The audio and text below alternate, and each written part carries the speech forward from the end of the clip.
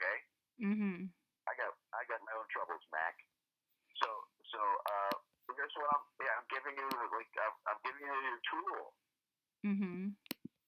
Okay, first of all, you have to appreciate that Oregon has the broadest civil rights legislation in Mhm. the United States of America, Mhm. and it's through Article One, Section 8, and Mhm. it's through Article One, Section 26, Mhm. because you can light yourself on fire, you know, as long as you're not violating the burn ordinance. You can do anything you want to express your opinion in Oregon, right? Yeah. And you can inform your representatives. And so you're you almost hurt my feelings when you said speech. It's not speech; it's expression. Oh, okay. Speech is only one of every way you can express yourself in Oregon because you can express yourself. That's why the dancers are allowed to be naked in Oregon and are not allowed to be naked in Washington because you can express yourself under Article 1, Section 8. And so before you even go into battle against these motherfuckers that aren't, none of them's going to like you. Because you're going to be smarter than them, or you're going to tell them shit that they don't know, or you're criticizing the people that they play golf with, or what the fuck? That's my sister-in-law. Right. You know what I'm saying? What the fuck? So in order to armor yourself, Mhm.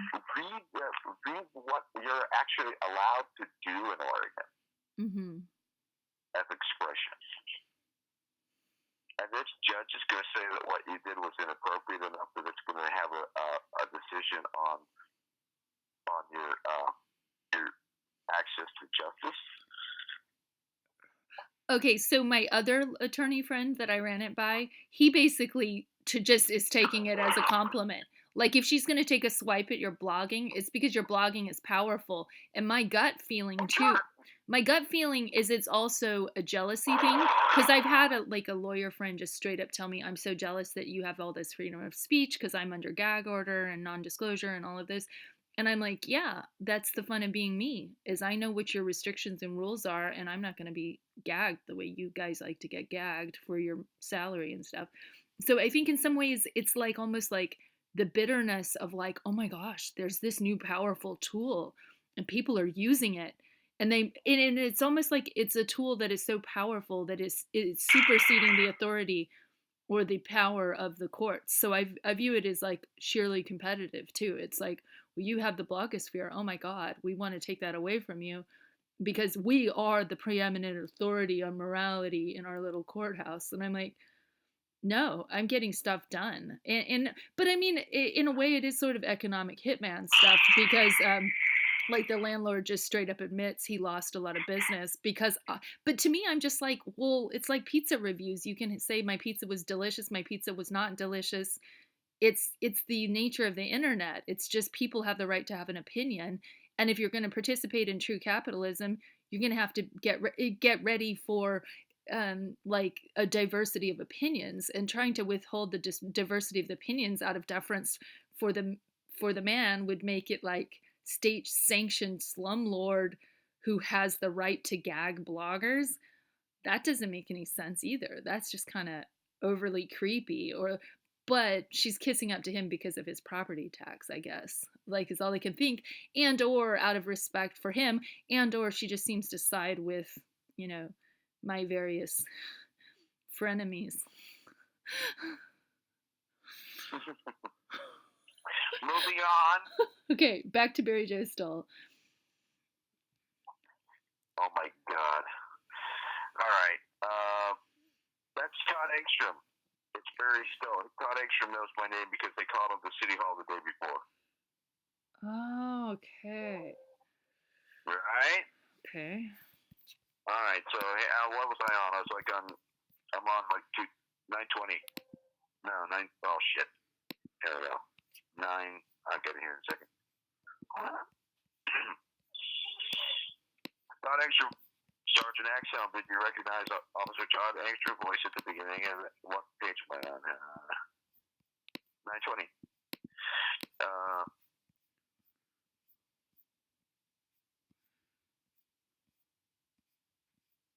Oh shit! I gotta get that quote about the uncooperative. Possibly 2 that are uncooperative, and that's meaning the person filming you. Yeah. Sergeant Axhelm. He's the one with his tongue sticking out? Is that no? Who is that guy? Picture, yeah. That means he's gotten caught. That's what I looked up the body language reference on that. Is like, oh, I got caught. Like it's an embarrassed.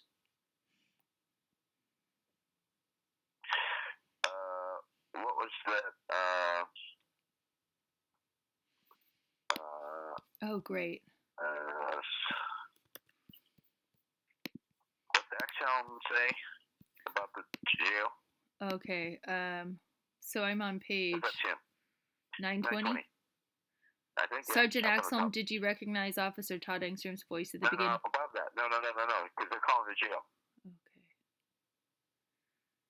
Uncooperative. Which you saw uncooperative. Yeah, remember? uncooperative. Jail now that we're going to. So later the call has shush. Later the call has Sergeant Axhelm saying, I quote, "What to say about the jail ship." Notice. Okay, and at the very end, the notice to the jail to uncooperative people were coming. Was that your voice there? That was. No. Fuck you.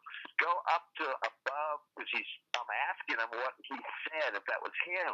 I want to know what he said on the dispatch, not what he said when I'm cross-examining him.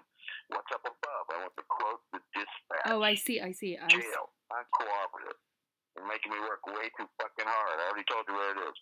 Page 920 at the top of the page. Top of the page. Unidentified speaker 6048, indiscernible. Unidentified speaker 6048, thank you. 742, non-injury accident at Southeast 13 in Nehalem. Got a report of a car into a tree. Tree is down, blocking the road. Jail. And what the fuck is sentence without cooperative? Jail and uncooperative. And don't make me go there. I'm gonna look at it. I'm looking right now. Yeah. But okay. So jail now that we're going to have at least one coming down. That's exactly possibly the quote 2 that are uncooperative. Yeah, so it's unidentified speaker, line 9, indiscernible. I don't know. It's not unidentified because he identifies it at the bottom of the page. Okay. So, through that. What did he say about the sentence that has the word jail in it?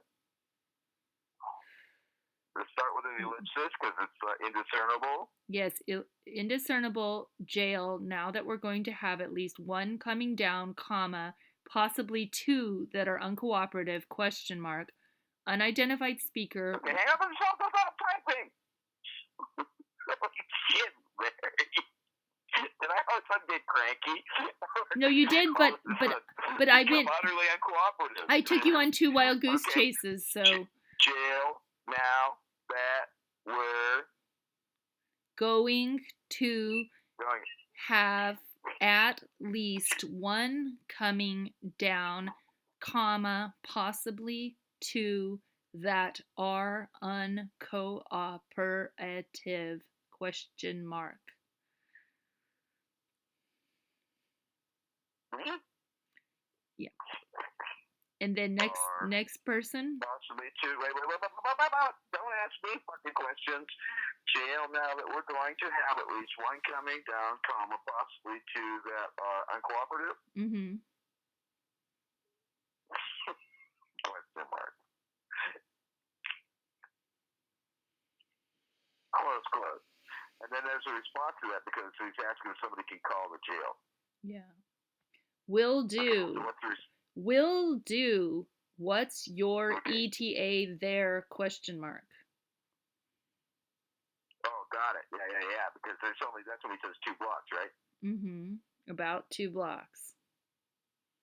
Yeah. Okay. See? What's your ETA there? Question mark? About 2. Yeah, question mark. Oh, thank you. That's a better way. About 2 blocks. Oh. I feel like shit. It's not your fault. No, my back's freeze. Yeah, no. Alright, so So here's what I can tell you honestly.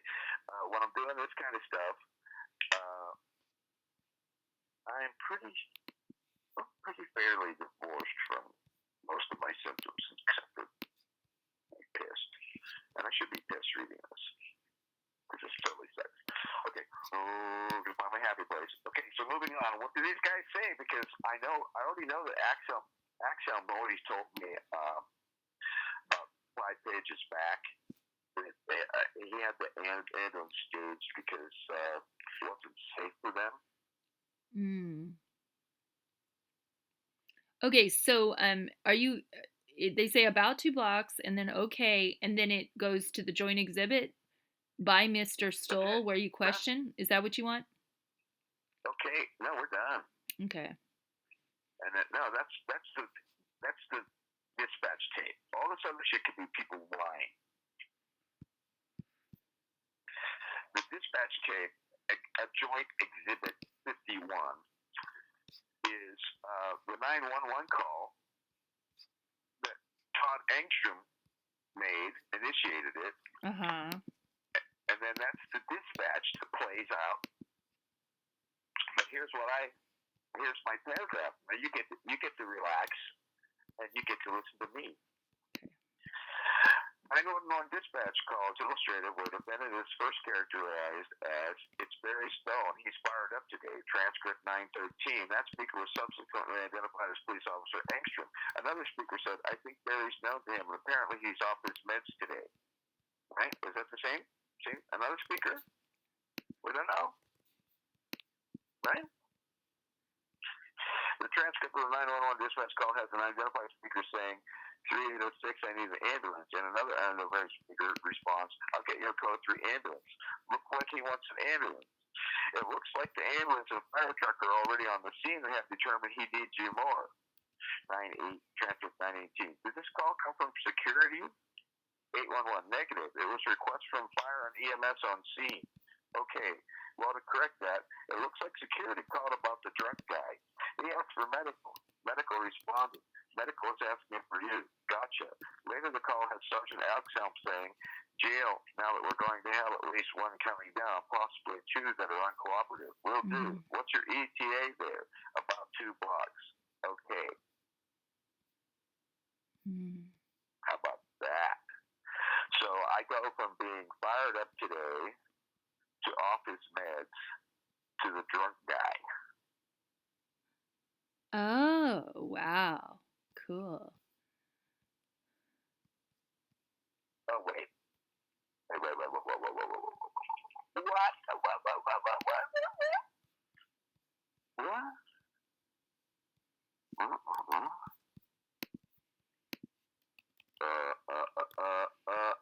Some of the facts, state's evidence. James Wood is a security guard contracted to provide security services at Portland City Hall. On the afternoon of November 24th, 2015, Wood was called to the Office of Neighborhood Involvement located inside City Hall to report of a, quote, disturbance. When Wood arrived, the defendant was there and was visibly upset. Defendant complained about not being served and refused to leave. Wood informed the defendant he was excluded from City Hall for 24 hours. Defendant still refused to leave, but after Wood's supervisor arrived and spoke with defendant, he left the building.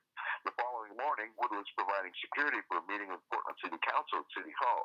Shortly before the meeting began, Wood opened the door to the public. Defendant was among the people who entered the City Council chambers, and Wood told defendant that he was excluded. Defendant replied, I know I am, but I'm not leaving. Footnote. That trespass order was later deemed unlawful, and the state. Nice. What page are you on? Can you tell me? Charge. I'm on the winning appellant's opening brief. It's the Court of Appeals. Oh, okay. Sorry. Yeah. Okay. All right. So this is what I get to tell. This is what I get. This is already golden. All right. And said he intended to testify. Wood contacted his supervisor and informed the mayor's office that it should delay the council meeting. Wood's supervisor, Sergeant Cohen, arrived and saw defendant speaking with the crowd in the council chambers. An acquaintance of the defendant, David Davis, was filming defendant. Defendant was upset. Cohen tried to calm him down and then left the chambers to call 911. Commissioner Amanda Fritz tried to speak to the defendant. The defendant told her that that she had left him homeless, broke, and hungry. Defendant yelled that he had killed Fritz's husband, who had died in a traffic accident a year earlier. Portland Police Officer Todd Engstrom arrived at City Hall and received details from Cohen. Engstrom could hear yelling coming from the chambers. Engstrom looked into the chambers and saw the defendant standing in the middle of the room yelling at the top of his lungs about various political issues. The defendant requested an ambulance and was repeatedly yelled central pain syndrome. Aha. Engstrom called for backup. Sergeant Axel and Officer Singh arrived for support. He also called an ambulance for defendant. Transcript 619. You have to look that up. But we're busy. We're tearing up. Cohen tried to get Davis to leave the chambers. Davis refused, and Cohen issued an exclusion order for him. The officers decided to arrest Davis for trespass because the defendant was speaking directly to Davis' camera. At that point, the police did not intend to arrest the defendant. Rather, they wanted everyone else out of the chambers so they could try to calm the defendant down. Wow. Wow. How about that?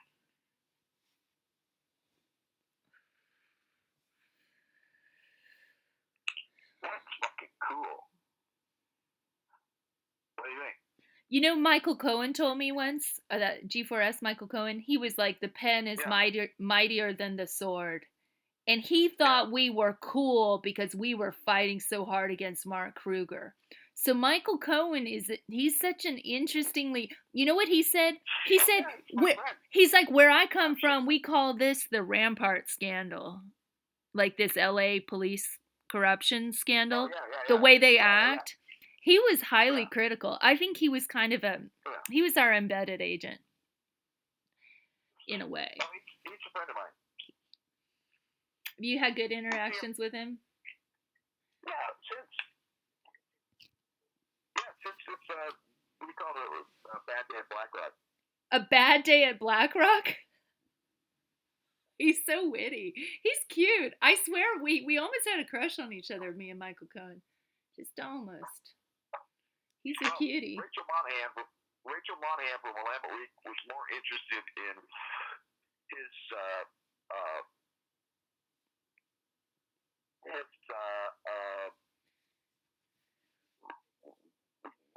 Los Angeles sheriff excessive force. Oh yeah, no, that article was interesting. David, oh, I know, though. David was so proud to get that in. I'm just starting to learn that this whole trying to get an article into the papers is just like, it is like pulling teeth. You never know what's going to grip them. I'm just like, here's 10 angles. Would you please find a story? But not necessarily, you know, I got into the Seaside paper just from one City Hall thing where I just spoke about the homeless once. And I was like, that's cool. Now they know who I am. They won't mess with anything I do. It's kind of annoying. Got to go upstream. About 10 pages. Okay. I'll let you know. I have to brush my teeth, like, badly. My teeth are bothering me. We're going to be brushing our teeth, Barry. You are now in the bathroom.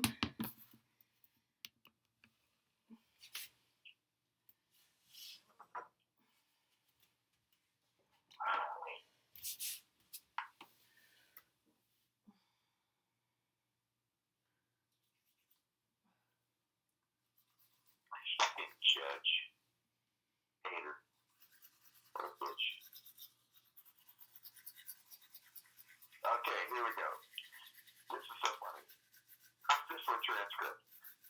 Just to have a little evidence.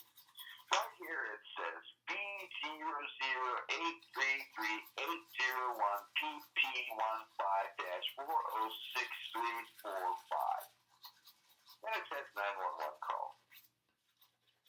I simply want it to be labeled 911 call. So if the jury wants to look at the file, they don't have to decode B008338015PP15. Wrong.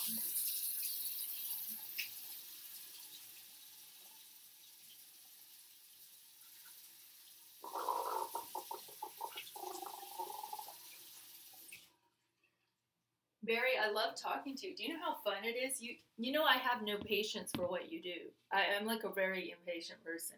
You're very meticulous and you actually bring me a higher level of scholarship because I'm not good at what you're good at.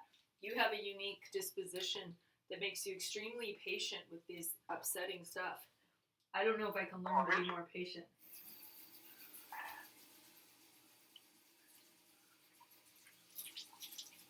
I'm not trying to draw this out, Your Honor. This is what I was given as a person with disability, as a pro se litigant to prosecute this case. I don't have a file that says this document is inside the police car picture of Mr. Stull. I don't have this document where you go to the library, you get a book off the shelf, you know what it is before you open it up the book because there's a label that corresponds with the contents. These numbers do not correspond with anything of some data set somewhere.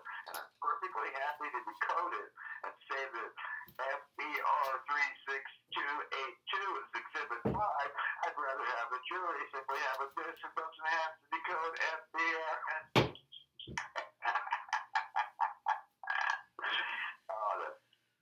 Yeah, Emmett gave me all of the discovery on the disc.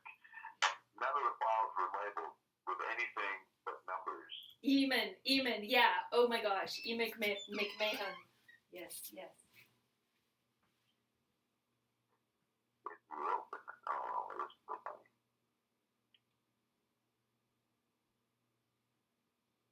Yeah. Sorry, George. I'm waking you up. I think I woke up my precious sweetheart.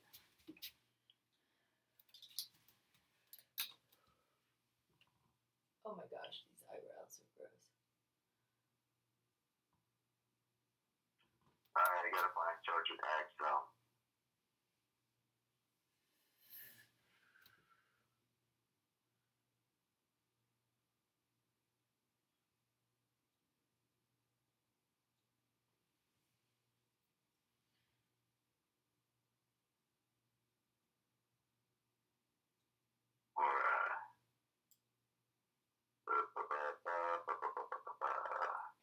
Barry, even just the length of that transcript, that it's 1,500 pages, blows my mind.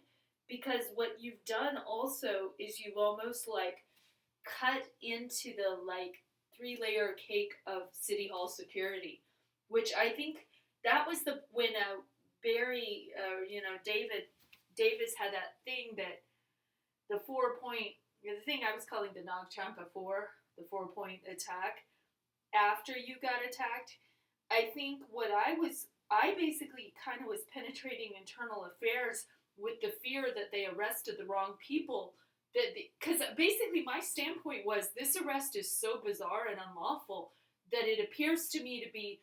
To me, I thought it was a JTTF thing. I thought the Joint Terrorism Task Force was like, okay, we need some photographs and fingerprints, like come down to the station or something, And or I felt that. Wait. What are you talking about? I'm talking about they needed metal detectors and security budget increases. They needed to arrest you. They needed to arrest David Davis. They needed to persecute activists and overly dramatize the activist threat of these like innocent little people, hippies basically, and that we were a part of a budget request increase.